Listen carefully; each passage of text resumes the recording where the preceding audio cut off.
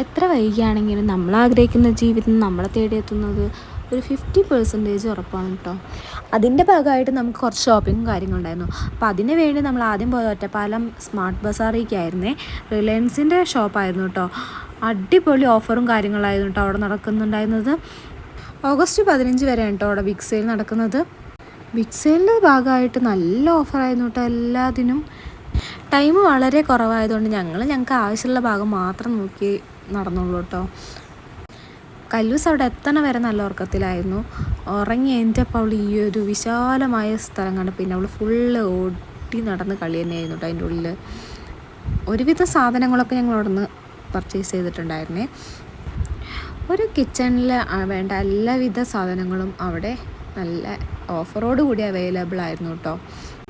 Dress ഞങ്ങൾ വേറെ ഒന്നും എടുത്തിട്ടില്ല. കല്ലൂസിനുള്ള 2-3 ഉടുപ്പ് മാത്രമേ അവിടെ നിന്ന് എടുത്തിട്ടുണ്ടായിരുന്നുള്ളൂ. പിന്നെ കുറച്ചൊക്കെ എടുത്ത് ഞങ്ങൾ അവിടെ നിന്ന് നേരെ ബില്ല് ചെയ്യാൻ പോയി.